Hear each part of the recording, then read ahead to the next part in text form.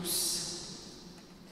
Merci d'être présents, bienvenue dans cette cathédrale. Alors on est très heureux ce soir. J'aurais préféré que la cathédrale soit pleine, mais c'est comme ça, les meilleurs sont là.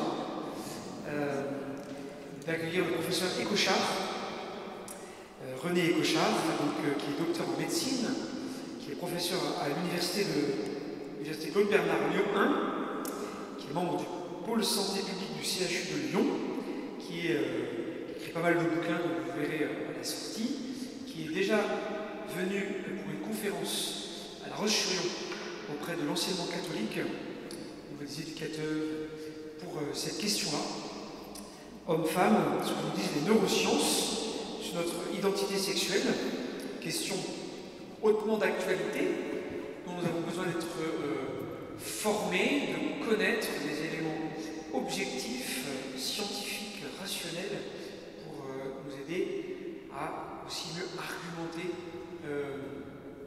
voilà, sur cette question-là si importante et souvent si mal comprise ou mal abordée ou mal connue. Donc je remercie vraiment le professeur d'être venu de Lyon exprès cet après-midi qui repart demain matin. Voilà, et que nous accueillons avec joie ce soir. Et je lui laisse tout de suite la parole. On vous a mis là, mais après vous vous mettez.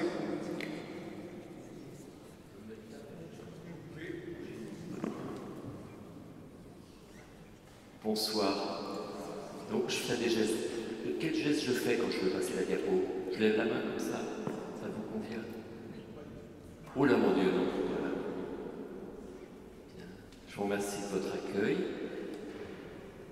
En fait, c'est un sujet qui me passionne, donc je suis tout heureux de le partager avec vous. Donc on ne va pas aborder les choses sous l'angle qu'est-ce qui se passe avec cette histoire de genre. On ne va pas le prendre de front, mais on pourra l'aborder au moment des questions. Je vais plutôt très simplement vous dire ce que l'on sait, ce que disent les neurosciences sur l'identité sexuelle. Par exemple, ici, parmi nous, il y a des hommes et des femmes, nous sommes nés d'une maman et d'un papa.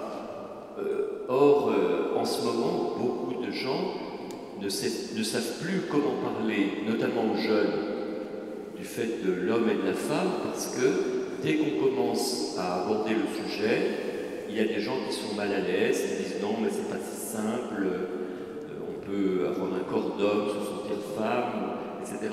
Donc, devant ce malaise, depuis 3 ans et demi, 4 ans, je travaille sur les neurosciences, c'est-à-dire la science du cerveau. Qu'est-ce qu'elles nous disent sur l'identité sexuelle? Donc, du coup, je vais vous parler de ça. Ça va? Voilà. Donc, en fait, je vais tourner sur ce que disent les neurosciences. Je vous ai mis ici 4 visages de gens merveilleux qui m'aident beaucoup par les lectures que je fais. Je ne les ai rencontrés ni les uns ni les autres, et beaucoup d'autres. Eh bien, je lis ce qu'ils écrivent, et du coup, je vais vous retransmettre cela. C'est-à-dire que ce qui découle des neurosciences, c'est que nous sommes différents, mais pas simplement différents, on est tous différents. Je pense que si on nous compare, on nous met là tous les uns et les autres, chacun d'entre nous va être grand, petit, fort, fin, n'est-ce pas? On est tous différents. Oui, mais la différence homme-femme a quelque chose de bien particulier, c'est que nous sommes complémentaires.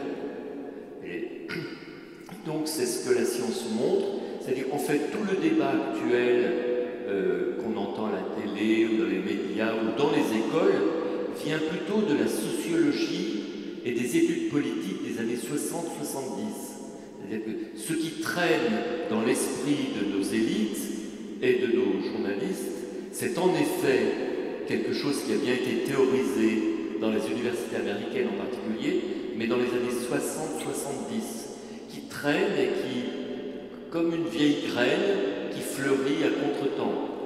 Alors que depuis plus de 20 ans, la science, au contraire, nous appelle à étudier les différences.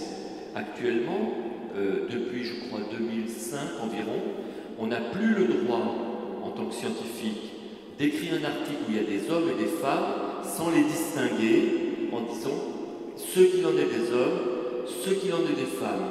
Pourquoi? Pour qu'on soigne aussi bien les hommes que les femmes, ou les femmes que les hommes. Alors que quand on fourrait tout le monde dans le même panier, on ne voyait pas les différences. Or, il semble que même certains médicaments, on ne devrait pas donner la même posologie à une femme ou à un homme, on ne devrait pas donner les mêmes comprimés. Vous voyez, on est tellement différents que pour pas mal de médicaments, il faudrait même qu'on ne nous donne pas la même dose. Vous voyez. Et donc, pour bien le découvrir, il nous est maintenant imposé de bien distinguer. En fait, moi je suis un vieux marié, nous sommes mariés depuis plus de 40 ans, nous avons la joie d'avoir 4 enfants et 15 petits-enfants.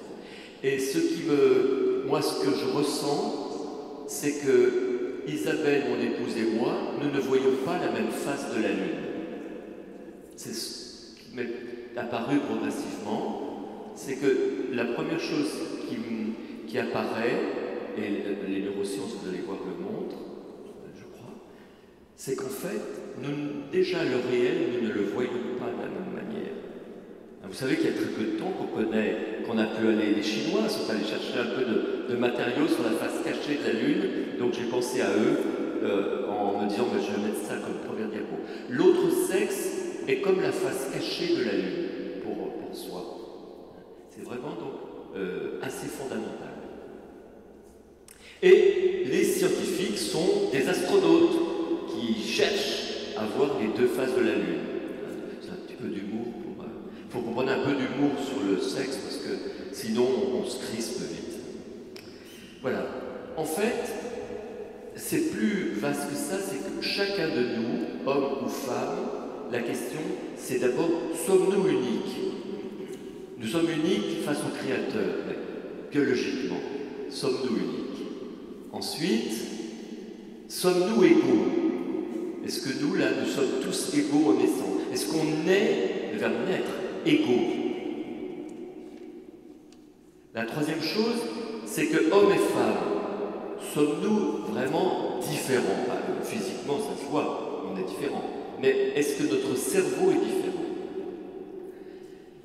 Ou est-ce qu'ils sont plutôt complémentaires? Vous allez le voir, c'est ce qui apparaît très nettement de la science. On n'est pas seulement différents, parce qu'on est tous différents, mais en plus on est complémentaires. Et qu'est-ce qu'apporte cette complémentarité? Donc, sommes-nous uniques? Ce sera la première partie. Égaux, la troisième partie. Différents, la quatrième partie. Complémentaires. Et qu'est-ce que ça apporte, notre complémentarité? Donc, ce sera les 5 petites parties de mon topo. D'accord? Donc, la première chose, l'unicité. Voilà, vous pouvez passer les 3. Voilà. Nous sommes uniques, absolument uniques, chacun d'entre nous. Nous sommes uniques biologiquement dans notre cerveau de 3 manières. Chacun de nous est unique. C'est-à-dire qu'en fait, déjà, dans chacune de nos cellules, nos chromosomes sont uniques.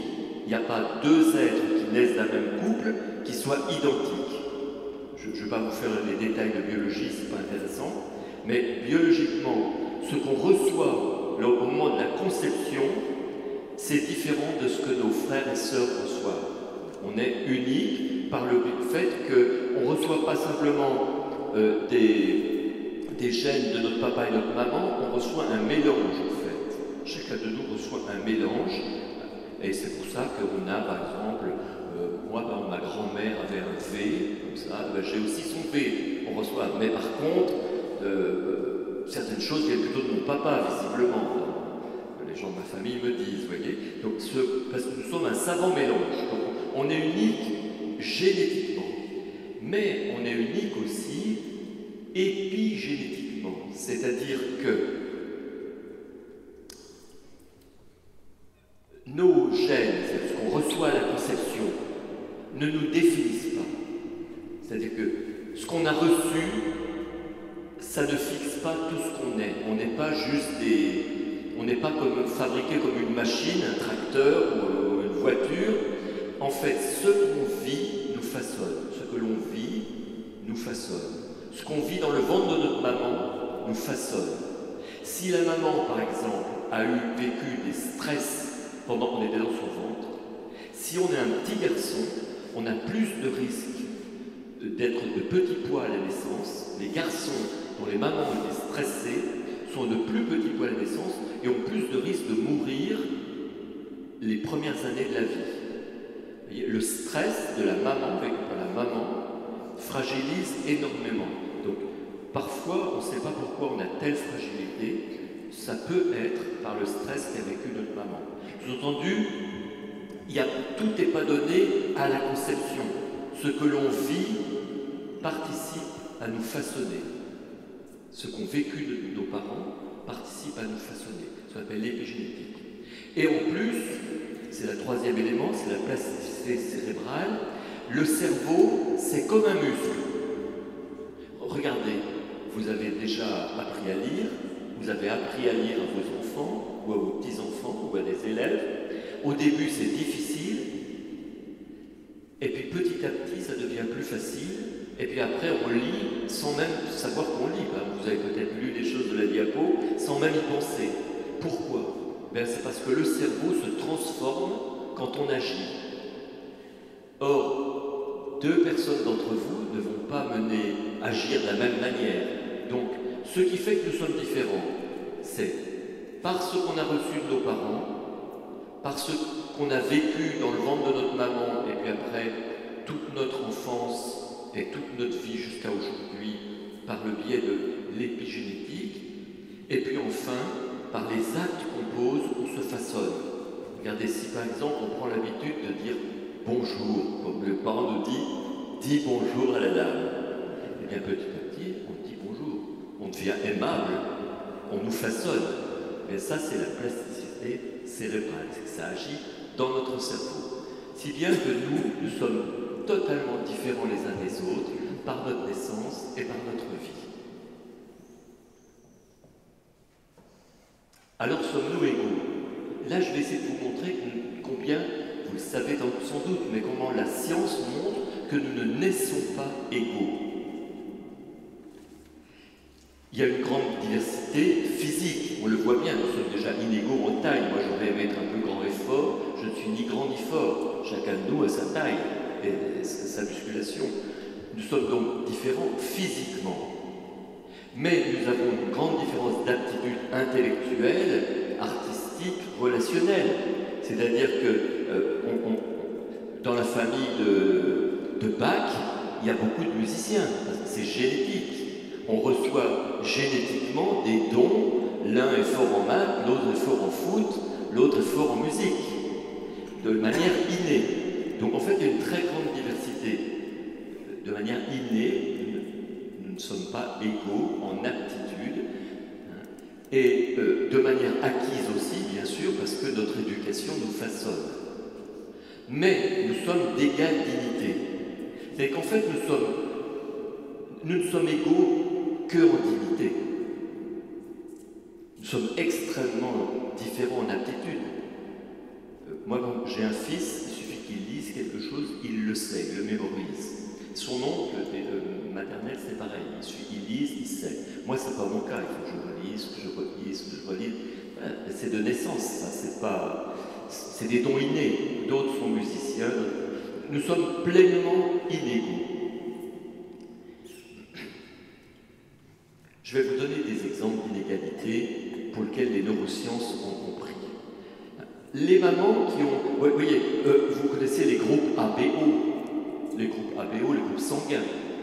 Eh bien, il y a des groupes aussi pour l'empathie. Il y a des groupes pour le ressenti des besoins de l'autre. De même qu'on a des groupes sanguins, il y a des groupes de ressenti des besoins de l'autre. Une maman qui a le groupe GG, eh bien, elle babille plus longtemps avec son petit. Vous savez, toute cette conversation de la maman avec son petit, ça dure plus longtemps dans la journée, elle passe plus de temps à babiller. C'est de groupe GG. Moi j'ai une fille, je suis presque sûr qu'elle est GG parce qu'elle a un don d'empathie. Il suffit que, vous voyez, il y a un mariage, par exemple, il y a quelqu'un qui a des ennuis, au bout de 5 minutes, elle est en train de discuter avec lui, c'est sûr. Il y a des gens qui ont des dons, vous en connaissez des gens. Eh bien, peut-être que ces dons viennent tout simplement de ce récepteur à l'ocytocine pour lequel ils ont le meilleur récepteur. Les gens qui sont, autre exemple, les gens qui sont de groupe AA. Il y avait les GG, maintenant il y a les AA, hein, comme il y a les A, les B, les O. Et ceux qui sont AA, eh ben, sont moins sociables. C'est-à-dire que dans la cour de récréation, ils sont tout seuls. Par tempérament, mais c'est inné. Donc vous voyez, cette inégalité que nous constatons, ben, la science petit à petit en trouve des fondements. Autre exemple, excusez-moi, c'est un peu technique, hein, des bégaiements génétiques, c'est quand les gènes, vous savez, sont reproduits parfois 10 fois, 20 fois. Le même gène, on l'a plusieurs fois. Eh bien, s'il est reproduit énormément sur le récepteur à la vasopressine, vous pouvez appuyer une fois, eh bien, la personne va se trouver être plus altruiste, plus soucieuse de travailler pour le bien commun. Et donc, des fois, on s'honorerait d'être généreux, il faut remercier le Créateur, mais peut-être pas soi-même. C'est que c'est un don que l'on reçoit. Vous voyez, donc, ce sont des exemples qui nous montrent que, en fait, ce qu'on reçoit de Dieu, on ne le reçoit pas d'un petit coup de baguette magique, on le reçoit carrément en nous. Hein. La grâce, je me permets de parler en chrétien, la grâce que nous recevons, Dieu l'écrit en nous. Et donc, après, eh bien, avec ce qu'on a, maintenant on est appelé à agir librement, parce que la liberté, c'est développer notre potentiel. Voilà. Donc, en somme, on est égaux en dignité, mais on a un tempérament différent. Nos inclinations sont plus ou moins vives, par exemple au dialogue, et on l'a dit tout à l'heure, où nos aptitudes sont plus ou moins fortes, par exemple celle de deviner les pensées de ceux qui nous entourent et du coup de nous inviter à prendre soin d'eux. Et donc c'est assez intéressant de voir combien nous sommes inégaux. Qu'en est-il entre hommes et femmes? Parce que c'était bien de voir la différence génétique qu'il y a parmi nous pour s'ouvrir un peu à la possibilité d'une différence entre hommes et femmes. Parce que si on était tous les hommes étaient tous pareils, les femmes étaient tous pareilles, comme des voitures de deux marques, hein, je ne sais pas, voilà, une Renault et une Fiat, hein, non, c'est pas comme ça. Nous sommes tous différents. Et donc, quand je veux parler de différence entre hommes et femmes, c'est pareil, c'est pas binaire. En regardant quelqu'un, le tempérament de quelqu'un, on dit ah ben t'es une femme. Pas du tout. Ce qui dit qu'on est un homme ou une femme, c'est quoi? C'est nos organes génitaux, tout simplement. Hein, c'est le sexe.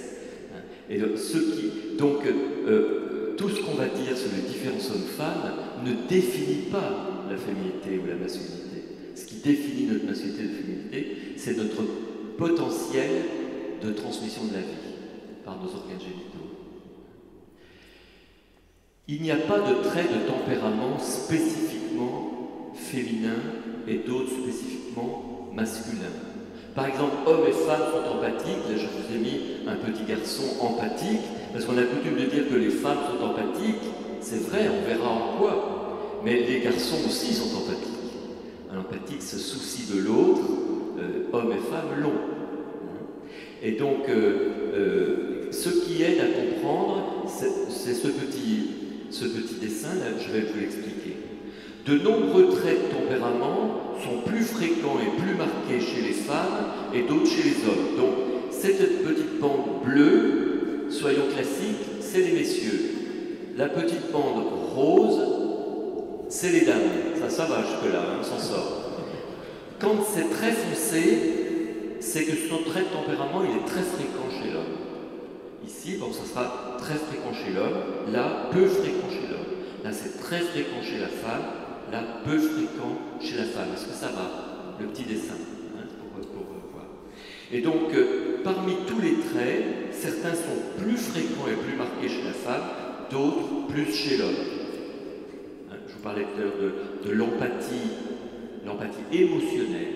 C'est le fait d'être touché par la souffrance de l'autre. C'est plus fréquent et plus fort chez la femme.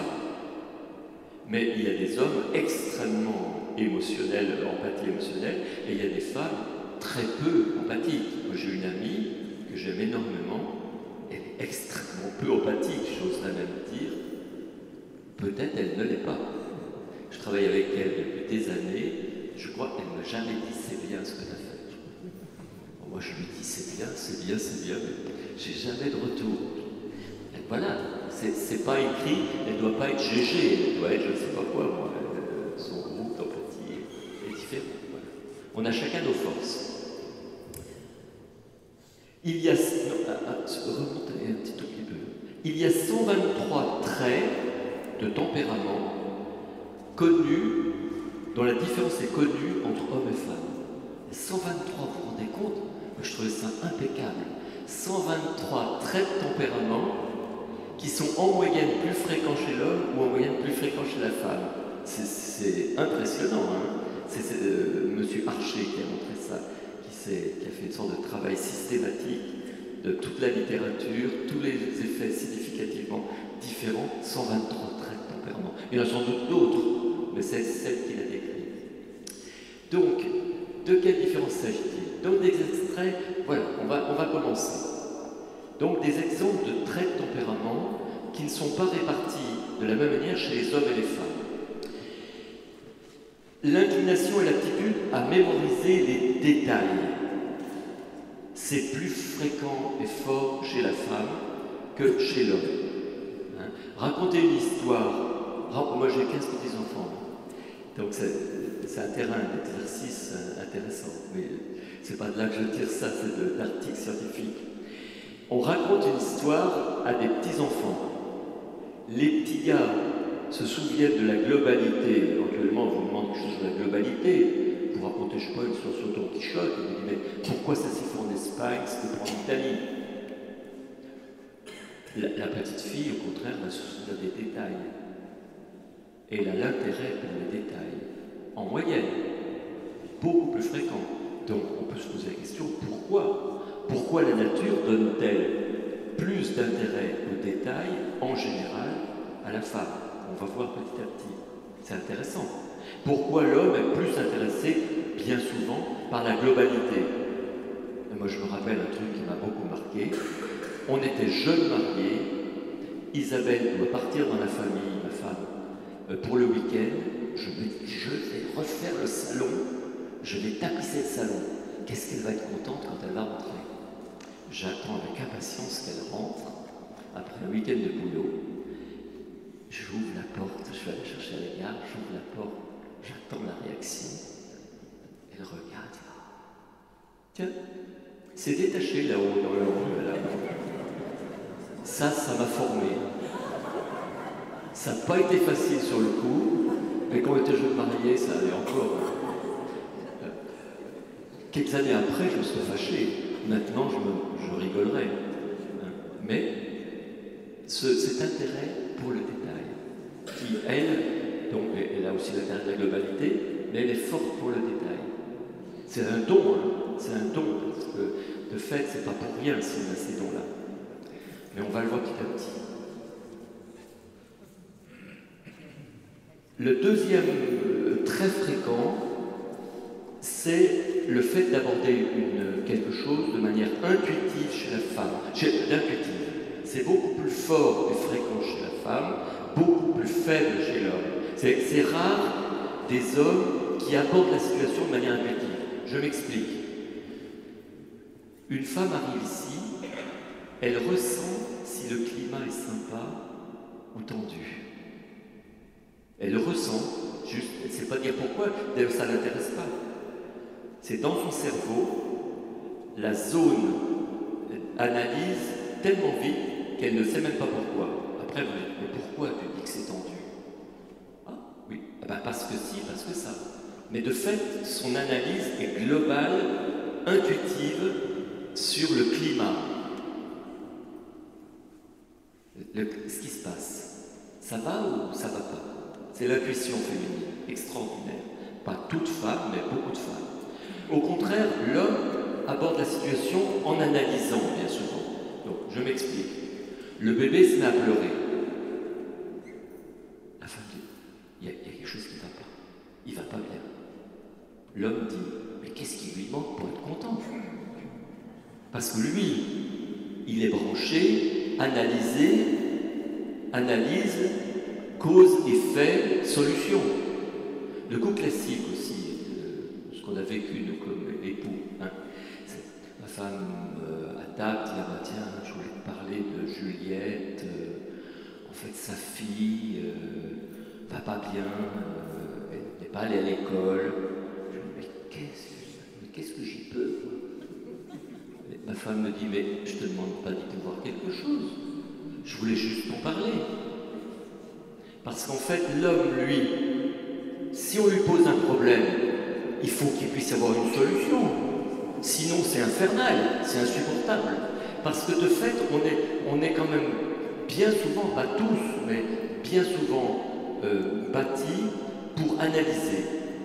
L'homme qui a beaucoup étudié ça, il l'a étudié dès les premiers jours de la naissance, puis après, chez les enfants plus grands, il est tellement connu en Angleterre qu'on lui a demandé de faire une immense étude, et il a étudié ça sur plus de 500 000 personnes. C'est Simon Baron-Cohen. Et cela est confirmé. Ce sont des moyennes. C'est-à-dire qu'on peut très bien être un homme plein d'intuition ou une femme extrêmement analytique. La personne dont je vous ai parlé tout à l'heure, de mes collègues, qui n'était pas très flatteuse, par contre, c'est un don d'analyse. Elle aborde les choses par un angle d'analyse. C'est la beauté de la diversité.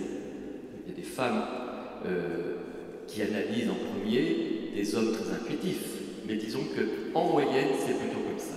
Donc, les chercheurs se sont posé la question de pourquoi des gens comme Ruth Feldman, il y avait la photo à première page, là, pourquoi? Eh bien, c'est que de fait, biologiquement, qui est-ce qui doit deviner les besoins du bébé tout petit?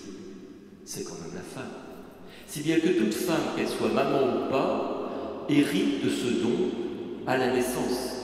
C'est-à-dire qu'en fait, cette aptitude à être plutôt intuitif ou analytique, on le reçoit en naissant.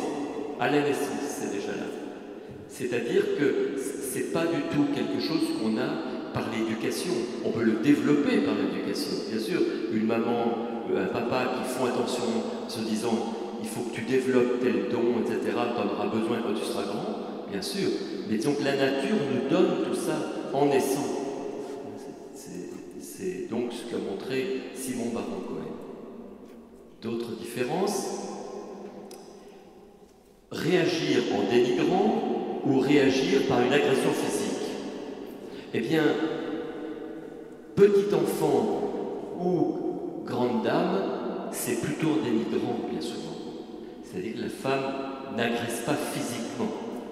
Mais les petites filles sont chippies, et les dames aussi. En moyenne. En moyenne, je ne dirais pas ça si Isabelle était là, parce que je me ferais gronder. En fait, elle sait très bien ce que je raconte, parce qu'on travaille, elle a droit à ça. Je travaille, moi, de 5 à 7 tous les matins, ou 4 et 7, et donc tous les matins, il y a droit au petit déjeuner, je lui dis ce que j'ai trouvé dans les articles.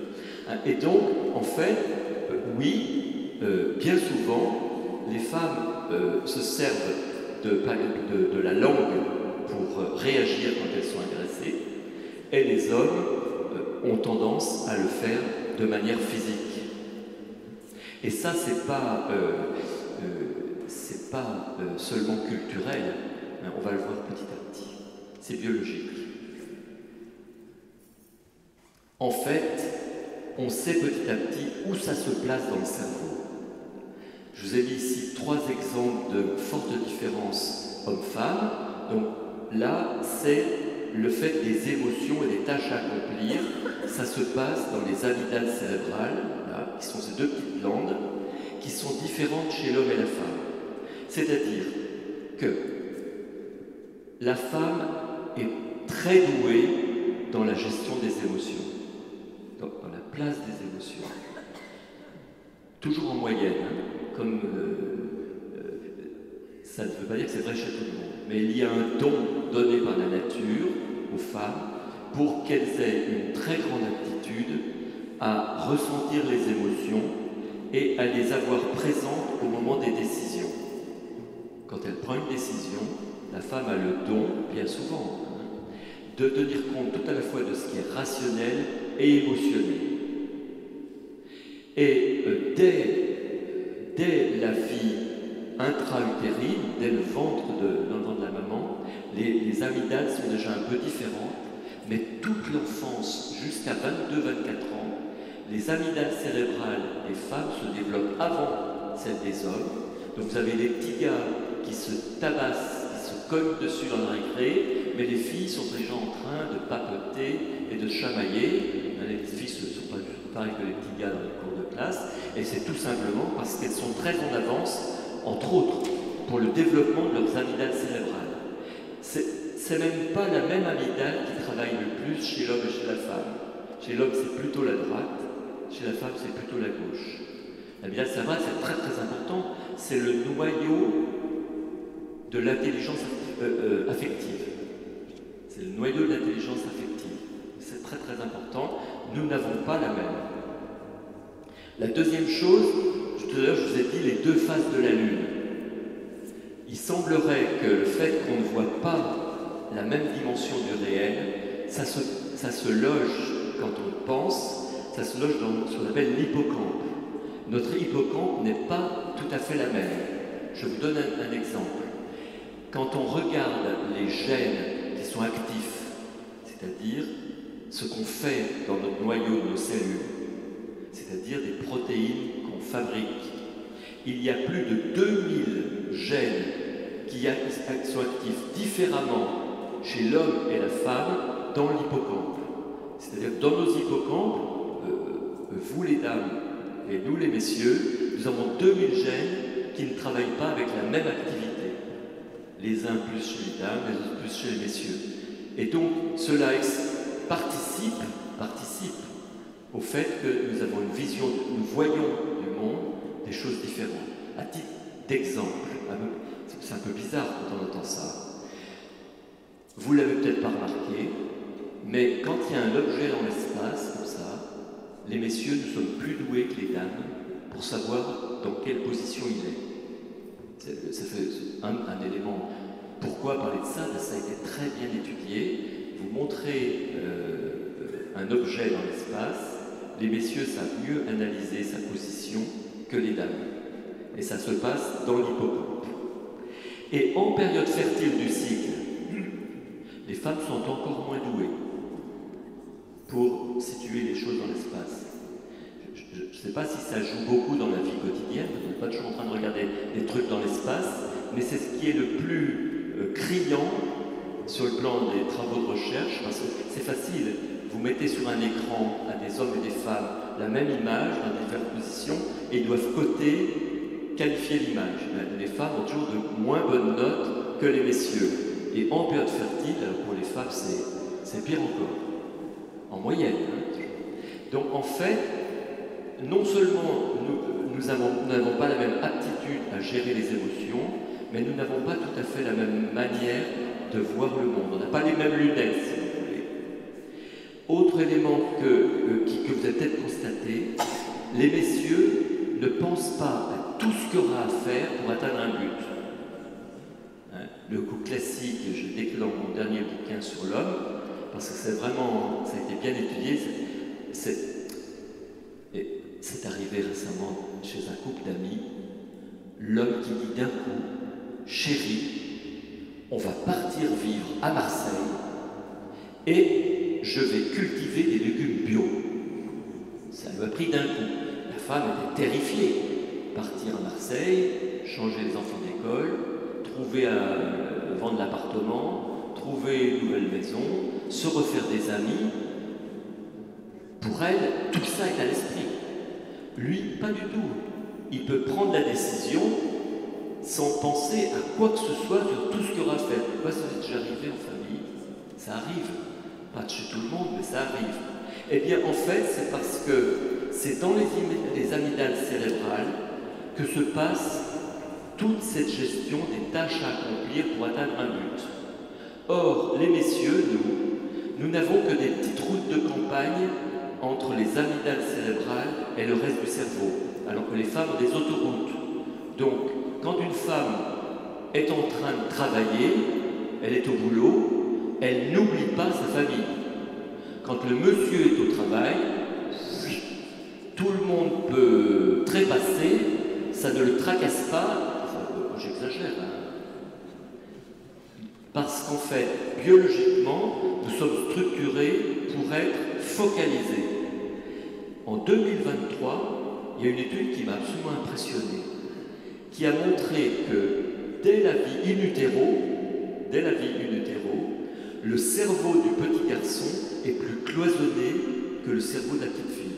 C'est-à-dire qu'en imagerie fonctionnelle, cérébrale des petits bébés dans le ventre de leur maman, eh bien, l'activité cérébrale des femmes est beaucoup plus diffuse, chez les messieurs, beaucoup plus localisée. Donc si on est un peu cloisonné, nous, c'est déjà bâti, si j'ose dire, c'est voulu par la nature, de manière à ce qu'on soit bien cloisonné. Et pour en remettre une couche, quand on est face à un défi, quand l'homme a un défi, il est défié par quelque chose, là, les communications sont complètement coupées. C'est-à-dire que quand on est face à un défi, on a une montée de la testostérone qui coupe les communications entre l'affectif, entre l'émotionnel et le rationnel. Donc en situation de défi, l'homme est encore plus cloisonné. Parce que c'est nécessaire en fait. La biologie la bâtit progressivement. Bon, enfin, pour continuer sur le cerveau, puis après je m'arrêterai sur le cerveau, on a une autre zone qui est différente, c'est l'insula, qui est notamment centrée beaucoup sur ce qui nous motive, mais je vais y revenir. Vous me suivez toujours? Vous n'êtes pas noyé? Ça va? Ça va? Je vous donne un autre exemple de différence entre hommes et femmes, c'est ce qu'on appelle le noyau sexuellement dimorphique, non, juste avant, noyau sexuellement dimorphique. C'est-à-dire que nous avons deux petits noyaux, plus développés chez les messieurs que chez les dames, qui en fait nous incitent à aimer la féminité, à nous donner goût à la féminité. Pas que sexuellement, génitalement, c'est pas ça la question. Le goût pour la féminité. Le goût pour la féminité est tout à fait nécessaire. Imaginez-vous que nous n'ayons pas de goût pour la féminité. Y aurait-il encore des espèces vivantes? On ne serait pas là. Si les messieurs n'avaient pas biologiquement quelque chose pour les inciter à aimer la féminité, eh ben, on jouerait au foot dans un coin et puis on les laisserait les dames tranquilles. Hein? Et donc les chercheurs, notamment des chercheurs aux États-Unis, se sont dit, mais qu'en est-il de l'animal? L'animal mâle, les mammifères, ont eux aussi un développement de ces deux petits noyaux qui se développent beaucoup les premières semaines après la naissance, ou nous, ce serait les premiers mois, ça dépend de la durée de vie. C'est-à-dire qu'en fait, on a des petits noyaux que la biologie développe afin que nous aimions la féminité, nous pousser à désirer la féminité, l'attrait sexuel envers la femme, mais pas simplement la génitalité, c'est que les chercheurs montrent que simplement, si vous voulez, c'est vrai chez la brebis, hein, eh bien, les mâles qui ont des noyaux bien développés sont plus souvent aux côtés des femelles. En dehors des périodes de chaleur et tout ça, c'est pas ça. C'est le goût pour la présence féminine. Enfin, oui, femelle pour eux. Autre différence, c'est que, en fait, vous avez remarqué, je n'ai pas parlé d'hormones presque, j'ai parlé que de la testostérone. Mais nous avons aussi nos hormones qui sont différentes. Les messieurs, nous avons beaucoup plus de testostérone que les dames, on a 5 à 10 fois plus, les femmes en ont aussi, et les dames ont des hormones qu'elles n'ont elles seules en cette quantité, la progestérone, qui est vraiment la femme, c'est l'hormone pour la grossesse, et les estrogènes qu'elles ont en grande quantité en période fertile du cycle, qui est pour la féminité. Donc une sorte de la même manière qu'on peut se faire un vaccin de rappel pour redynamiser notre immunité contre quelque chose, eh bien, la féminité reçoit une sorte de vaccin de rappel à chaque cycle en période fertile pour développer la féminité. La femme est femme, qu'elle ait un cycle ou pas, elle est femme. Mais cette féminité est comme mise en fleur en période fertile par les estrogènes. Et la progestérone vient après, c'est en mode pour la grossesse, de manière à ce que la femme soit prête psychologiquement si un enfant était conçu. Vous me suivez? C'est assez extraordinaire. Ça, nous les messieurs, pas question, on n'en a pas. Or, la progestérone, il a été montré que la progestérone, parmi les merveilleuses choses qu'elle fait, c'est d'inciter la femme à faire des cadeaux. Je ne sais pas chez vous, mais chez nous, franchement, c'est les filles qui pensent le mieux aux cadeaux. C'est vrai aussi, non, je ne sais pas si c'est vrai dans l'Ouest. Répondez-moi quand même. Est-ce que les messieurs pensent aux cadeaux? Pas beaucoup. Eh bien, la progestérone, il a été prouvé que la progestérone, chez la femme, l'incite à faire des cadeaux. Et les gens se disent, mais pourquoi faire des cadeaux? Pourquoi?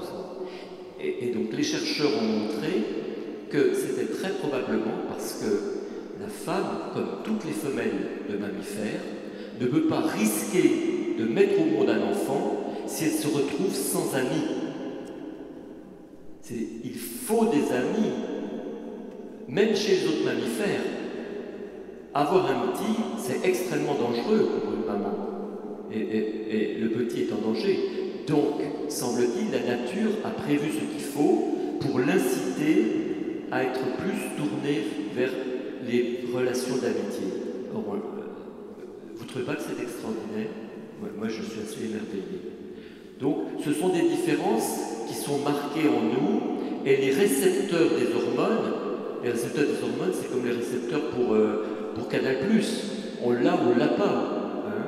Eh bien, les récepteurs hormonaux ne sont pas au même endroit chez l'homme et chez la femme. Donc, si une femme prend de la testostérone, ça ne la masculinise pas. Elle change de tempérament, mais elle n'a pas les récepteurs de l'homme. Vous comprenez ça?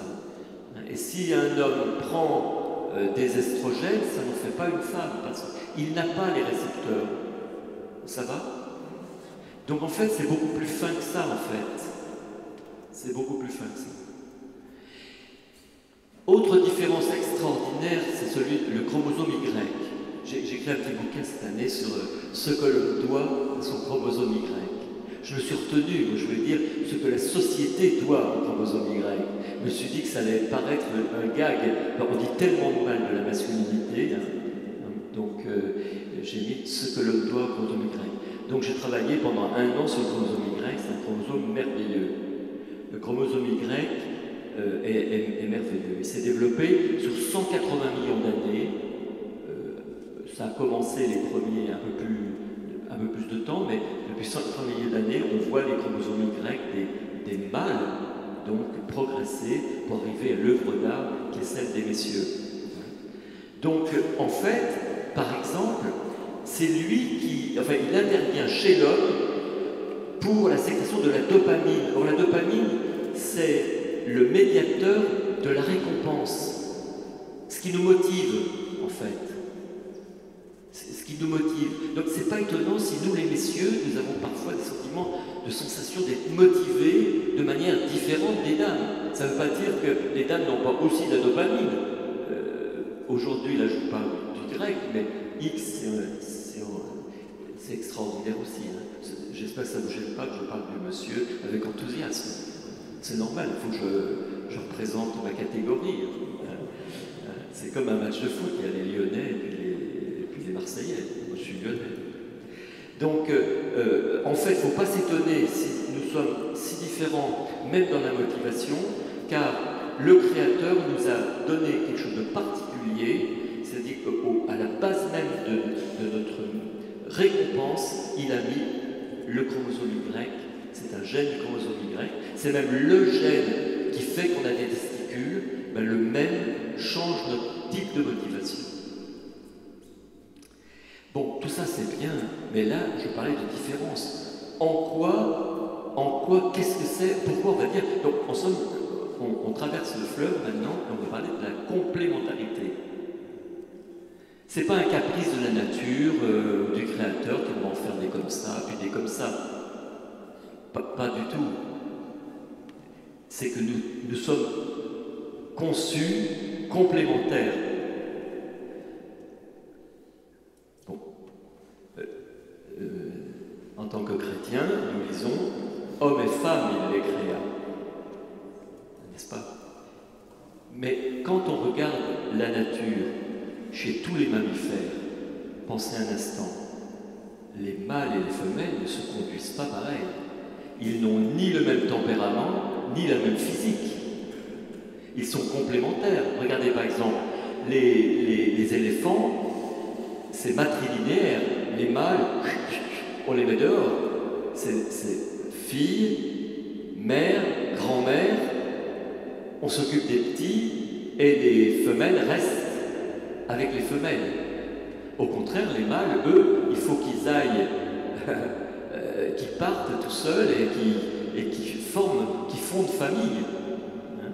C'est pas le même tempérament qui est nécessaire pour ça. Il y a vraiment besoin qu'ils soient complémentaires. Hein? Donc, en fait, les traits de tempérament que l'on a, c'est pas pour des petits caprices. C'est simplement que c'est ainsi la famille est inscrite dans les chromosomes sexuels. La structure familiale est inscrite dans nos chromosomes. Sur 190 sociétés traditionnelles qui ont pu être étudiées convenablement, plus de 90%, on a trouvé la monogamie comme prévalente.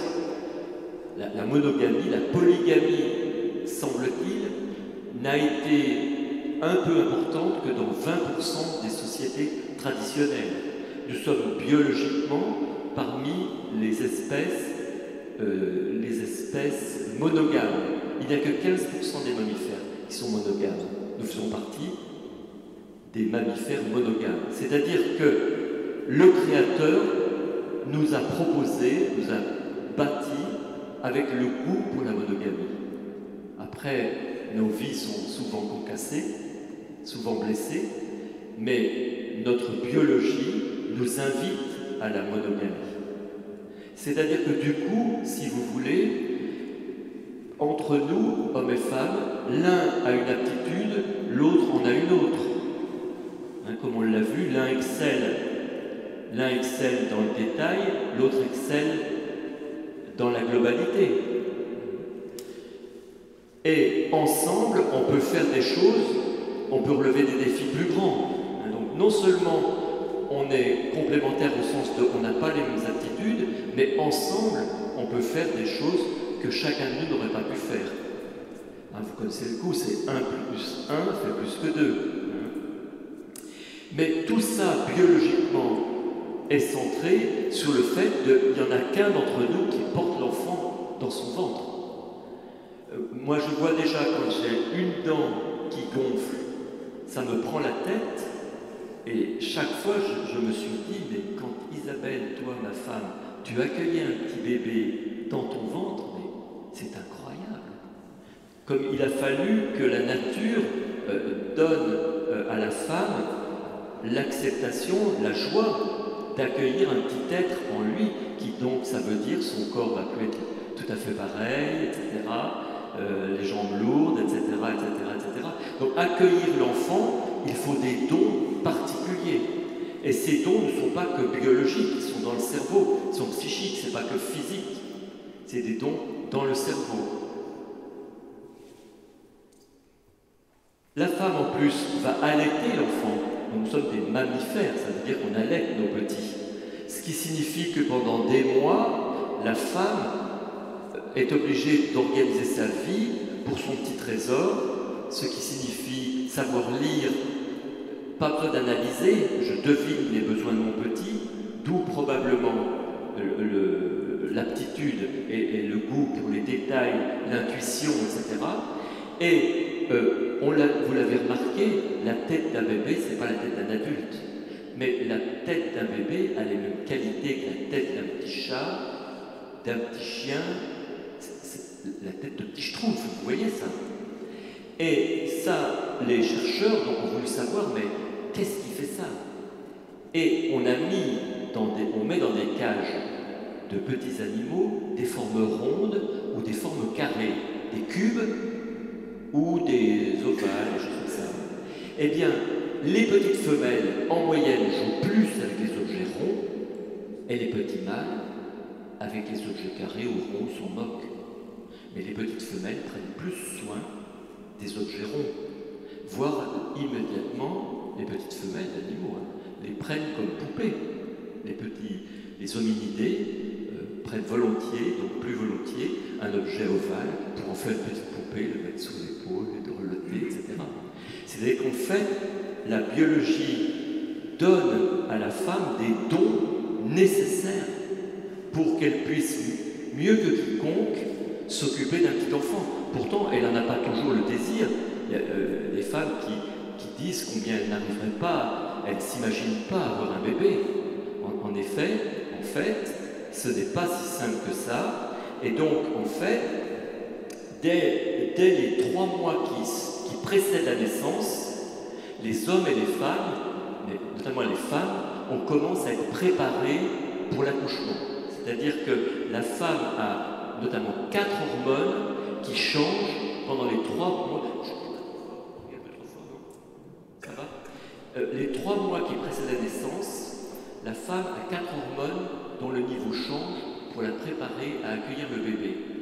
Et l'homme aussi, s'il vit aux côtés de sa femme. Notamment, la testostérone de l'homme baisse les 3 mois qui attendent la naissance du bébé. La testostérone baisse. Elle va rester plus basse pendant au moins 6 mois, comme pour l'inciter à rester à la maison. C'est pas de la blague. D'autre part, l'ocytocine augmente. Or, l'ocytocine, c'est le médiateur de l'attachement, pour l'aider à s'attacher à la maman et au bébé. Et enfin, la prolactine augmente, aussi chez l'homme. Or, la prolactine, c'est le médiateur du prendre soin, qui nous invite à prendre soin. Et après la naissance, plus le papa a la testostérone basse, plus il couponne, plus il a l'ocytocine qui monte, donc il s'attache au petit, il a la prolactine qui monte, et donc il a envie de prendre soin du petit. C'est comme un cercle vertueux. Comme c'est en mangeant que l'appétit vient, c'est en dorlotant que l'appétit dorloté vient. Et il y a des gens qui ne se seraient jamais imaginés parents, qui le deviennent encouragés, une fois qu'ils ont posé les actes pour faire, ils sont aidés, ce qu'on appelle la synchronie, l'espace synchronie bio-comportementale. C'est-à-dire que quand je pose un acte, ma biologie m'aide à le poser. Et c'est vrai chez la maman, qui elle a des supports venant du placenta, etc. Mais ça va être vrai aussi chez le papa. C'est-à-dire que l'homme, lui, est disponible pour les autres tâches. C'est-à-dire que biologiquement, il est disponible et il est hormonalement préparé pour le faire. Mais comme toujours chez l'être humain, il y a la liberté. Nous ne vivons pas d'instinct, nous ne fonctionnons pas. Il faut dire « je veux », mais nous sommes inclinés et aidés dans ces missions. C'est-à-dire que biologiquement, tous deux, nous sommes aidés à remplir la mission auprès du petit. Plein de choses, l'odeur du petit, la forme de sa tête, la présence de la femme, la beauté du sein féminin pour l'homme. C'est pas pour rien, c'est pour l'attacher en fait. C'est un message visuel pour l'attacher à sa femme. Et la rondeur du bébé, la tête du bébé, les odeurs du bébé, etc. Donc en fait, nous sommes aidés à remplir notre mission. Mais bien sûr, avec la nécessité d'un « je veux », donc cette liberté qui nous permet d'exceller en fait. Elle nous fragilise bien sûr, parce qu'on peut ne pas faire. Mais si on ne fait pas, on se contrarie avec la biologie. Oui, mais si on fait, il y a un cercle vertueux qui nous permet d'exceller. Donc en fait, la complémentarité, elle est inscrite dans les chromosomes sexuels. C'est l'évolution des espèces n'a pas préparé des individus. L'évolution des espèces n'a pas préparé des individus. L'évolution de chaque espèce, notre espèce, nous, elle a plusieurs centaines de milliers d'années, elle s'est peaufinée, elle s'est, par un cercle vertueux, mais elle n'a pas bâti des individus, avec ensuite un tampon, tiens, ça en fera une femme, ça en fera un homme. Pas du tout. La biologie a préparé des familles, en fait. Et donc c'est passionnant, je trouve. Donc des exemples comme ça, donc en fait, des exemples de traits complémentaires. Bien souvent, les messieurs, nous avons une empathie qui est cognitive, comme on a dit. Si le bébé se met à pleurer, nous on dit qu'est-ce qu'il lui faut pour qu'il s'arrête. La maman, mon Dieu, qu'est-ce qu'il faudrait faire pour que ce petit soit mieux, émotionnel. Mais tous deux, nous sommes émotionnels et cognitifs, ça veut dire on cherche les causes, on analyse. Mais tous les deux, n'empêche que l'excellence est souvent chez la maman, pour ce qui est d'émotionnel, et souvent chez le papa du côté cognitif. Ça ne veut pas dire qu'on est unijambiste chacun. Les détails et le proche. Les dames sont aidées biologiquement à s'intéresser aux détails dès la petite enfance et le souci du proche. Le proche, celui qui est là. Elle est poussée à s'intéresser aux proches. Je vais donner l'exemple du cadeau. Mais n'empêche que c'est beaucoup plus global. Et c'est vrai chez d'autres mammifères, c'est quelque chose qu'on reçoit vraiment en naissant, ce souci du proche. Alors que l'homme s'intéresse au global et a autant d'empathie pour le lointain que pour le proche. C'est le coup classique, vous regardez la télé, on nous apprend une catastrophe, il y a un tsunami là-bas en Australie ou je ne sais pas quoi. Au bout d'un moment, l'homme ne tient pas, il dit « mais chérie, il faut qu'on leur envoie des sous ». La femme répond « si on a des sous, payons des cours de maths pour le petit. » Parce que souvent, la nature biologique de la femme l'incline à penser aux proches. L'homme, lui, proche, lointain, kiff-kiff, bourricot. Tout à fait, j'exagère. Vous comprenez? C'est ce que les scientifiques appellent as versus zem. Nous ou eux. On ne peut pas être excellé dans tout, le nous, le eux. Et bien la biologie pousse la femme à avoir le souci du proche et ne pousse pas l'homme, ce qui fait qu'il a souvent autant le souci du lointain que du proche. Donc, dans les prises de décision, on a vraiment besoin tout à la fois du rationnel et de l'émotionnel, mais bien souvent, l'un va exceller dans une dimension et il faudra l'autre. Je ne sais pas vous, mais nous, combien de fois on s'est chamaillé sur l'éducation des enfants? Parce que, par exemple, il suffisait que je dise, enfin, il faut quand même que, sous-entendu rationnel, Isabelle disait, ben oui, mais enfin, les petits chéris, il faut quand même faire attention. Sous-entendu, l'émotionnel et le rationnel, c'est un débat permanent dans nos vies conjugales ou au travail. Moi, j'ai la chance d'avoir travaillé dans un milieu homme-femme, c'était fantastique, avec le débat et la richesse extraordinaire de la complémentarité, où là, souvent, pas toujours, c'est grâce aux femmes du service qu'on a tenu compte de la dimension émotionnelle. Je donne juste un exemple. La chef de service adjoint était une femme, moi j'étais chef de service. On part en vacances et je vais la voir, je lui dis ça t'embête pas, il y a une embauche à faire, il faut embaucher un ingénieur. Pas de problème, je m'en occupe, super, moi je pars en vacances, cool. Je reviens de vacances, je vais dire bonjour à tout le monde et quelqu'un que je ne connaissais pas. Donc je m'approche, je dis bonjour et j'ai l'impression que la personne allait rentrer dans son tiroir de bureau tellement il était timide, etc. Très très très gêné. Je vais voir ma collègue et chef de service adjoint, je dis ça s'est bien passé, vous avez embauché un ingénieur. Il dit oui. Alors je dis c'est peut-être oui, c'est lui. Je suis allé le voir, il n'est pas un peu timide. Il m'a dit ah oui, tout à fait. On l'a embauché avec Muriel, ma collègue. On s'est dit si on ne l'embauche pas, personne ne lui donnera de travail. C'est un bon critère. Voilà. Sauf que moi je n'y aurais jamais pensé. Et cet homme est connu maintenant dans toute la région, c'est une des personnes les plus capables dans l'analyse des questionnaires psychologiques. Très très doué. Donc c'est une œuvre d'art de l'aptitude. Mais il a fallu, comme cela, la complémentarité homme-femme pour qu'il ait sa chance. Bon, l'intuition et l'analyse, on l'a déjà vu. La stabilité et l'ondulation. C'est-à-dire que la femme, pour qu'elle accepte d'être elle-même, elle a à accepter quelque chose que nous, les messieurs, nous n'avons pas. C'est qu'il faut qu'elle accepte qu'elle ait des changements d'enthousiasme dans sa vie, dans son cycle, Je vous disais tout à l'heure, par exemple, même les objets dans l'espace, elle ne sait pas aussi bien les tourner dans les différents temps du cycle. Par exemple, en période fertile, la femme se méfie mieux des hommes à la langue bien pendue, vous savez, des flatteurs. En période fertile, elle s'en méfie mieux. La manière de prendre une décision selon le temps du cycle change. Moi, je travaille actuellement avec une jeune qui est un master de musicologie. Les aptitudes à chanter ne sont pas les mêmes selon les temps du cycle pour une femme, etc., etc., etc. Eh bien, ça nécessite un apprentissage.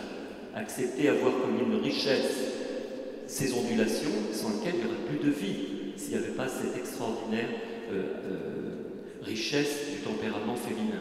Dans le tempérament féminin, il y a justement ces moments d'enthousiasme pour divers versants de la vie. Je parlais tout à l'heure en période post-ovulatoire, ce souci de se faire des copines. C'est quand même extraordinaire, c'est fantastique. Eh bien, nous, les messieurs, non, ma foi, nous, on n'a pas tout ça. Donc, on n'a pas à faire front. Mais du coup, si on veut que la féminité puisse vraiment développer toutes ces qualités extraordinaires, nous devons être stables au service de cette beauté, des ondulations. Donc on est complémentaires au service les uns des autres. Nous, on a eu 3 filles et mon épouse, donc ça faisait une présence féminine forte, 4 femmes et 2 messieurs, et donc nous, les messieurs, nous avons à protéger pour, si on veut que la vie jaillisse, eh bien il faut qu'on soit au service de la féminité. Bien, on approche de la fin, ne vous découragez pas.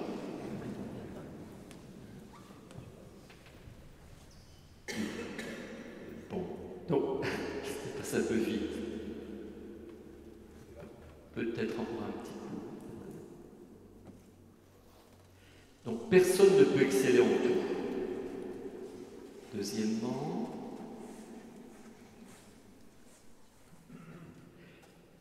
ça apporte une pluralité de points de vue.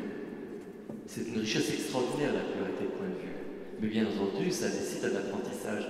Quand on prépare des gens au mariage, il serait bon, il me semble, qu'on renouvelle nos préparations de mariage pour montrer la grandeur de la masculinité et la grandeur de la féminité.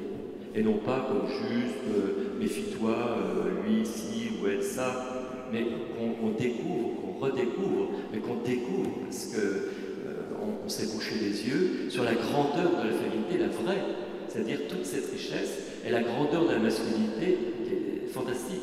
Et personnellement, je pense qu'il faut vraiment qu'on renouvelle aussi l'éducation des jeunes, parce que comment développer quelque chose dont on ne connaît pas la richesse? Et notamment les petits gars, en ce moment, finalement, on les éduque surtout à devenir un peu comme des filles. Moi, j'ai un de mes amis qui est éducateur professionnel au Kenya. C'est un gars qui donne des conférences de partout, il est fantastique. Et en début de ces conférences, une fois, je l'ai entendu dire, vous savez ce que c'est qu'un homme? C'est quelqu'un qui, toute sa vie, devra essayer de faire comme les femmes, mais tout en sachant qu'il n'y arrivera jamais. Donc c'est sûr que si on éduque les jeunes comme ça, et ils rigolaient bien sûr, on ne va pas bénéficier de la grandeur de l'homme que le Créateur a mis en nous. Donc il me semble qu'il y a un renouveau total à avoir sur qui suis-je, quoi. Connais-toi toi-même, qui suis-je, que ce soit homme ou femme, tous les dons que Dieu a mis en la femme sont extraordinaires, mais souvent on ne fait qu'ébaucher par rapport à tout ce qu'on a reçu. Et de même pour l'homme, en fait. Et puis enfin, on arrive à la fin, c'est une question de suppléance, parce que notre monde n'est pas parfait. C'est-à-dire, nous avons été créés hommes et femmes, mais il y a la chute. Il y a la chute. Notre monde, il est blessé, de fait. Il est blessé. Et donc la question qu'on peut se poser, c'est dans ma famille, que je sois marié ou pas, les dons que j'ai en moi, quel manque de là où je suis pourrait être suppléé si je développe certains dons que j'ai. Donc en somme, ne pas se poser la question de savoir seulement quels sont les dons que donne ma nature pour que je les développe, mais pour que je les développe pour suppléer les besoins. Et ça devient motivant. Et donc, si un conjoint homme ou femme est très doux avec les enfants, ben, l'autre développe son aptitude à rappeler les règles. Donc, je pense à une femme qui me disait, une patiente qui me disait, j'ai divorcé parce qu'on n'est jamais d'accord sur l'éducation. Ben, heureusement encore qu'on n'est pas d'accord sur l'éducation, parce que le Créateur nous a donné des dons complémentaires.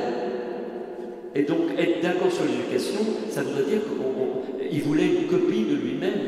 C'était une femme qui se plaignait avec son homme, il n'était jamais d'accord avec elle sur l'éducation. Alors qu'en fait, c'est le don du Créateur. Mais je comprends, des fois, les tensions sont tellement fortes entre nous, n'est-ce pas? C'est très difficile d'accueillir. C'est pour ça que j'avais commencé en disant, dans le fond, c'est un peu comme les deux faces de la Lune, parce qu'il faut qu'on accepte, voilà, donc on est unique. On est égaux en dignité, surtout, on est principalement différents, on est complémentaires, et cela a un apport. Et donc, on remercie les scientifiques, qui sont des cosmonautes, qui nous ont fait découvrir la face cachée de la Lune. Voilà, je vous remercie. J'ai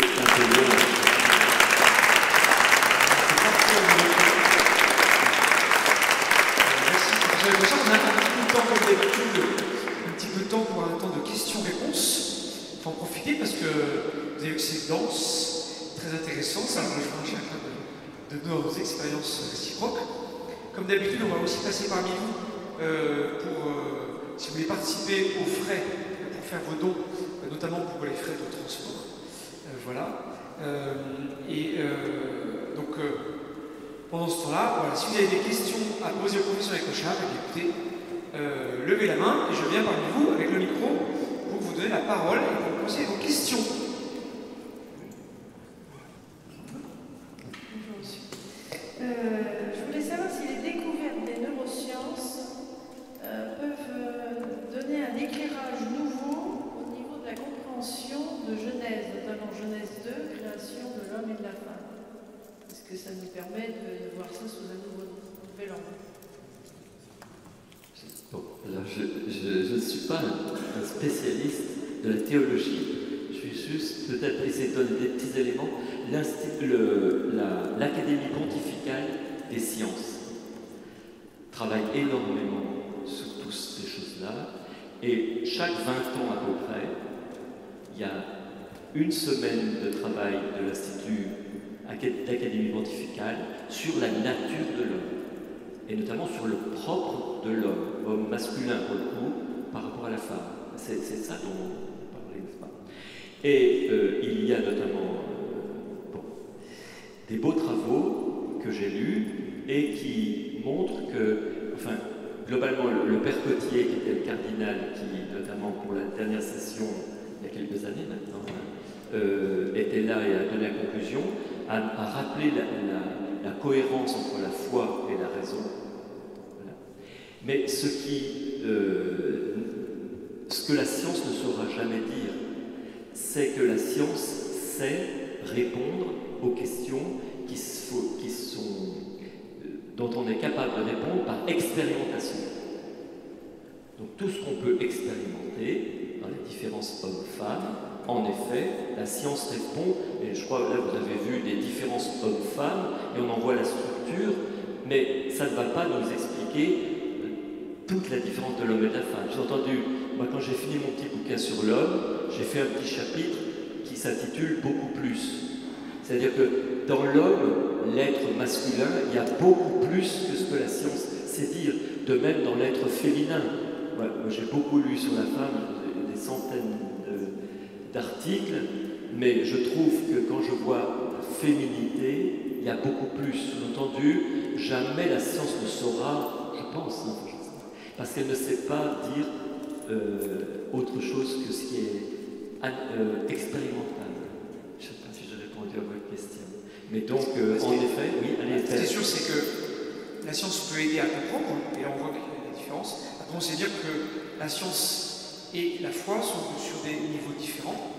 De la science dit comment ça fonctionne, et puis la foi va dire pourquoi, oui. Le sens. Et donc forcément, les choses peuvent se complémentaires là aussi pour s'expliquer, mais forcément ne sont pas sur le même niveau, et donc ne peuvent pas tout expliquer l'un de l'autre. Et ça, c'est important aussi de bien l'avoir en tête.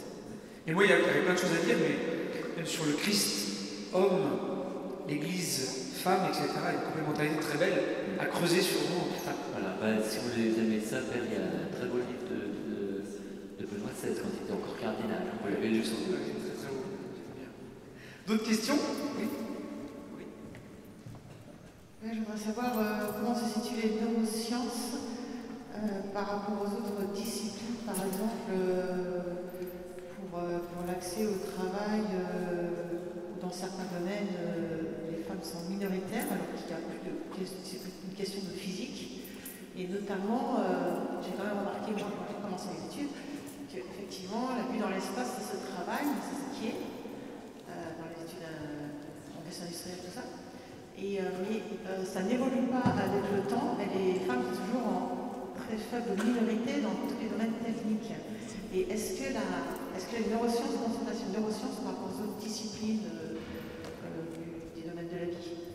Oui, alors ce point, vous comprenez, inévitablement, comme il est international et très important, il y a beaucoup de travaux scientifiques pour comprendre pourquoi les déséquilibres d'emploi entre hommes et femmes, et bien entendu, il y a une part éducationnelle et de l'éducation, mais il y a une part incompressible qui reste le goût, finalement, à des moments, le goût, enfin, le goût au sens du désir, qui fait qu'il reste pour l'instant des situations incompressibles. Mais peut-être un petit élément peut vous répondre à ce que vous cherchez, peut-être. Face à un problème de maths, par exemple, de géométrie en particulier, les filles peuvent exceller, avoir une meilleure note que les hommes, pour le même note. Mais les travaux scientifiques ont montré qu'on ne prend pas la même stratégie pour arriver au but. Les garçons et les filles ne prennent pas les mêmes stratégies. Comme on vient tous ici ou à Nantes, mais on ne prend pas les mêmes routes, hommes et femmes. Ça reste incompressible. Et notamment pour des raisons simples d'aptitude, au point que la femme, au cours de son cycle, elle-même, ne va pas aborder certains problèmes de la même manière. C'est dire, quoi. Sous-entendu, il y a vraiment des différences qui restent incompressibles. Ce qui fait que, vous voyez, moi j'ai une petite fille qui veut être astronaute, je ne sais pas si c'est astronaute, mais ce qui est sûr, c'est qu'elle est douée en physique, elle est douée en etc. Voilà, c'est une super jeune fille. Mais est-ce qu'elle ira jusqu'au bout? Peut-être moins qu'un homme, pour plein de raisons. Notamment parce que la femme a quand même une amplitude de perspective beaucoup plus large et l'homme est beaucoup plus, en moyenne, focalisé, biologiquement en fait. Hein. Je vous l'ai dit, déjà la vie in utero, alors, déjà dans le ventre de la maman, mais ça c'est pas culturel quand même.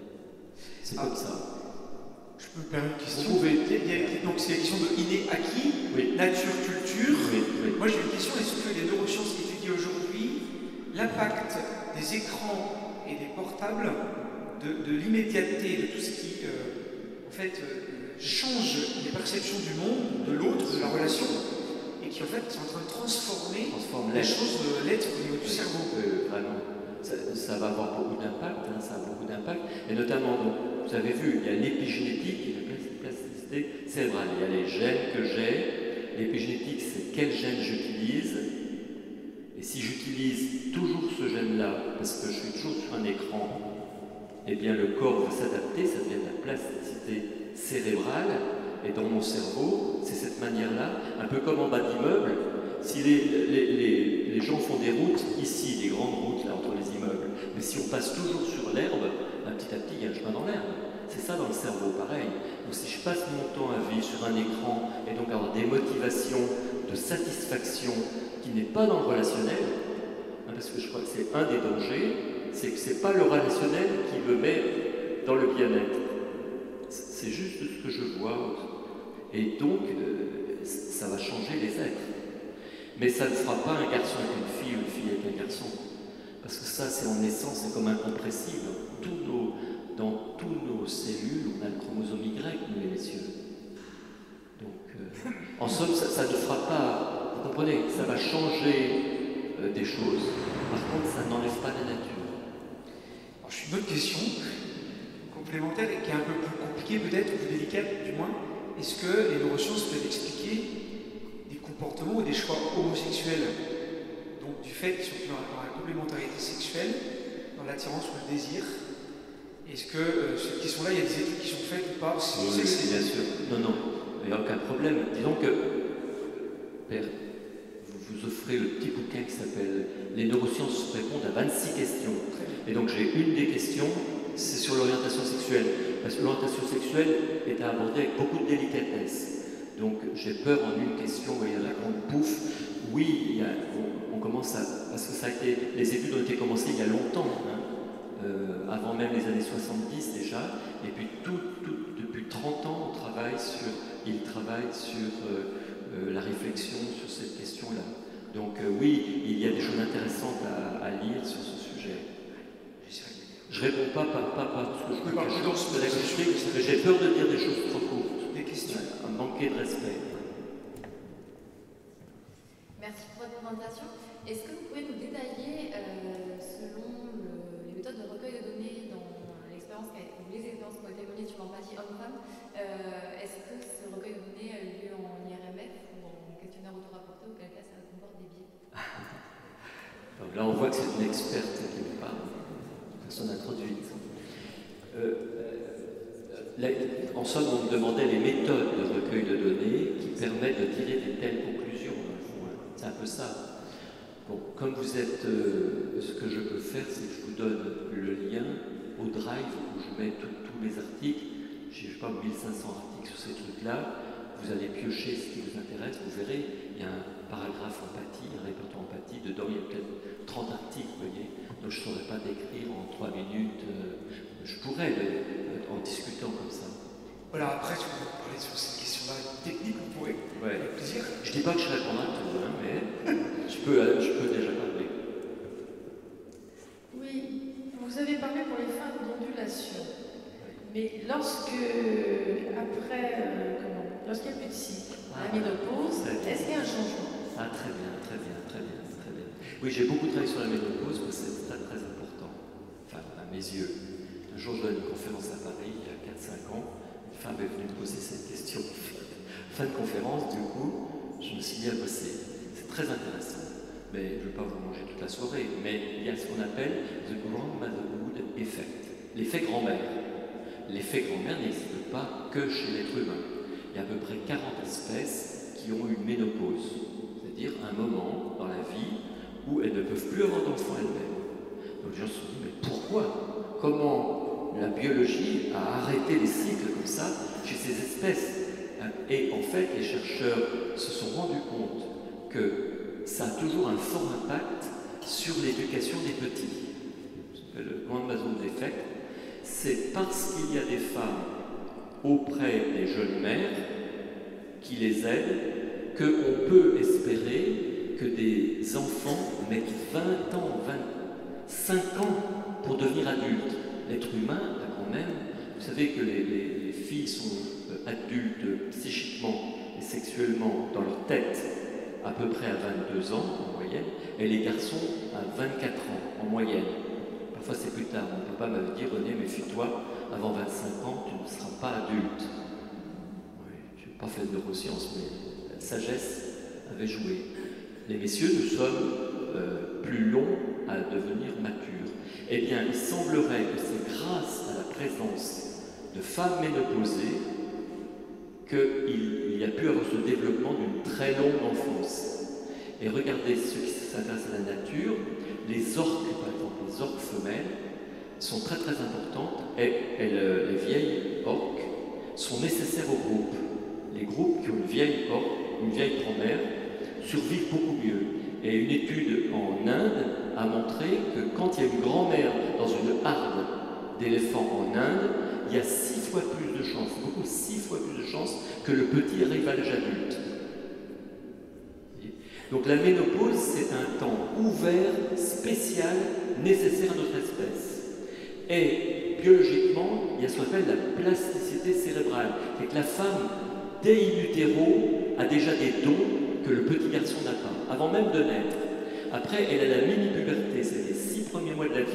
Le petit gars, lui, il est sous testostérone, elle a des estrogènes, ça la féminise encore.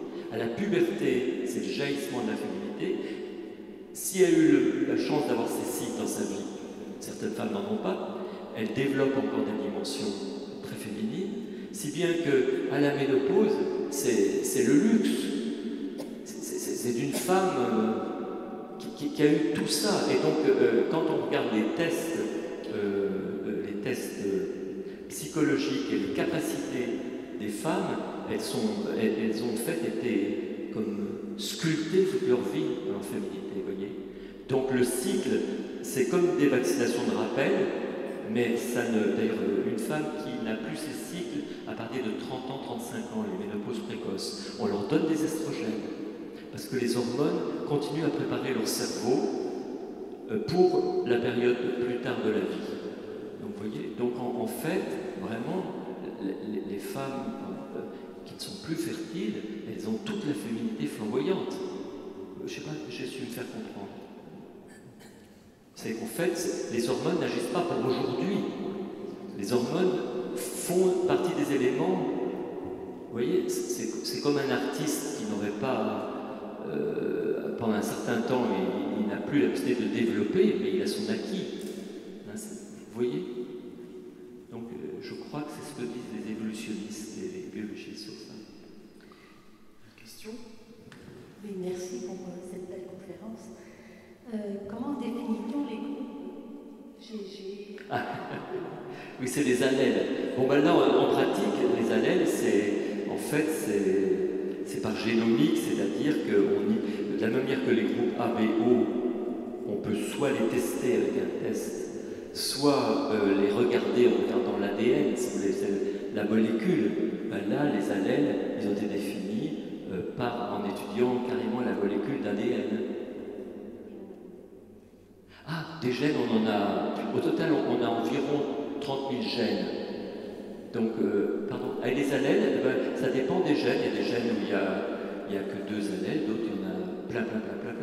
Sous-entendu, on a peut-être tous des niveaux différents ici. Vous voyez, d'un même gène. C'est qu'en fait, ce qui est binaire entre hommes et femmes, c'est les organes génitaux. Tout le reste, c'est une très grande diversité. Vous voyez, tout ce que j'ai dit être plus fort chez les femmes, il y a des hommes qui l'ont. Ça n'en fait pas des femmes, et inversement. Une petite question pour terminer. Sur quoi travaillez-vous maintenant? En ce moment. En ce moment, je travaille sur le syndrome prémenstruel, c'est-à-dire ces désagréments qu'ont beaucoup de femmes les 7 à 10 jours, ou d'autres que 3 jours, ou moins, tant mieux, mais certaines personnes, pendant une semaine, voire plus, ont plein de troubles dans leur cycle. Et donc, je trouve que c'est une maladie orpheline qui est extrêmement désagréable pour la personne et qui gâche parfois la vie familiale. Et donc, je travaille avec des amis américains, canadiens plutôt, et australiens surtout, sur le sujet, et puis des jeunes français. Et juste, je pense qu'il y a un point qui est important à souligner, c'est que parfois, c'est les neurosciences. Quand je parle avec des jeunes, ils me disent, voyez, lorsque c'est des neurosciences, ça montre que Dieu n'existe pas, qu'on est tous paramétrés, comme si c'était il y avait une fatalité, en évaluant la question de la liberté. Et pour terminer peut-être sur ça, comment insister? Oui, moi il y a un livre qui est très intéressant là-dessus, de Jean-Pierre Changeux, qui est un spécialiste des neurosciences, qui, quelque part dans le titre, a le beau, le vrai et le bien. C'est que petit à petit, les neurosciences découvrent les fondements du goût pour le beau, du goût pour le vrai et du goût pour le bien. Il y a une neuroesthétique, par exemple. C'est toutes les neurosciences tournées vers les critères du beau. Nous sommes divers. On n'a pas tous les mêmes goûts, comme disait mon beau-père, sinon tout le monde voudrait ma femme. Hein, et donc, oui, mais cependant, il y a des lignes du beau. Les lignes du beau, c'est dans l'œil de celui qui regarde, tout autant que dans celui qui est beau. La beauté féminine est dans le cœur de l'homme, inscrite biologiquement. J'ai essayé de vous le montrer par le noyau, et dans la beauté de la femme, évidemment. Et donc, en fait, la liberté, c'est justement ce qui, pour l'homme, lui permet de dire « je veux, je choisis, je travaille mon pied droit pour le foot, ou je travaille mon archet pour le violon ». Et c'est là où on peut exceller. Mais les neurosciences, au contraire, ne découvrent que des inclinations et des aptitudes qui fait que pour l'un, en effet, c'est plus difficile de se tourner vers les autres que l'autre. Voilà. Mais par contre, chacun peut exceller en faisant des choix. Ou alors ne pas exceller en tout, ce qui n'est pas non plus mauvais. Voilà. Un très grand merci, on vous applaudit encore une fois.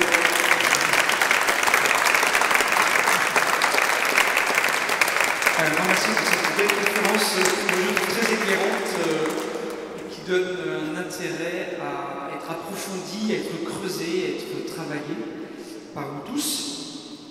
Alors comme d'habitude, après la fin, le professeur Écochard se trouvera au fond de la cathédrale pour dédicacer son livre. Il y en a plusieurs à acheter, ceux qui le veulent, pour creuser justement ces questions de neurosciences. La semaine prochaine, 17 juillet, eh bien, nous aurons une conférence sur les pauvres sont nos maîtres, un couple exceptionnel au service des plus démunis, Katia et Nathaël Gay, ceux qui ont inventé les villages Saint-Joseph pour les plus pauvres. C'est un couple plein de vie, plein de témoignages extraordinaires, vraiment que je vous invite à venir écouter, parce que c'est édifiant, bouleversant, et puis ça nous invite à nous-mêmes à engager notre volonté, notre liberté pour des choses qui soient belles et bonnes, notamment au service des plus petits et des plus pauvres de notre société autour de nous. Voilà, donc, et puis je vous rappelle, ceux qui n'ont pas le programme, font la cathédrale, vous avez le programme de tout l'été. Dans 2 semaines, on aura Monseigneur Petit, on a d'autres belles conférences tout l'été, ainsi que des concerts, des expositions. N'hésitez pas, pour vous-même ou pour d'autres, eh bien, à en prendre, voilà, pour que ce soit communiqué et su. Voilà, donc les livres sont au fond de la cathédrale, et puis pour ceux qui le veulent, je vous invite à vous lever pour nous confier au Seigneur à la fin de cette belle soirée. Au nom du Père, du Fils et du Saint-Esprit. Amen. Et simplement, on confie à la patronne de notre cathédrale, Notre-Dame de l'Assomption, à la prière douce et maternelle de la Vierge Marie, qui nous conduit vers son Fils Christ. Je vous salue Marie, pleine de grâce. Le Seigneur est avec vous. Vous êtes bénie entre toutes les femmes, et Jésus, le fruit de vos entrailles, est béni. Sainte Marie, Mère de Dieu, priez pour nous pauvres pécheurs, maintenant et à l'heure de notre mort. Amen. Notre-Dame de l'Assomption, le Seigneur soit avec vous, et que Dieu Tout-Puissant vous bénisse, le Père, le Fils et le Saint-Esprit. Allez dans la paix et la joie de Christ. Merci à vous, très bonne soirée, bonne nuit, et puis mercredi prochain plus tard. Et puis bonne rencontre avec le professeur Écochard, ceux qui veulent me rencontrer et lui parler. Merci à tous, à bientôt.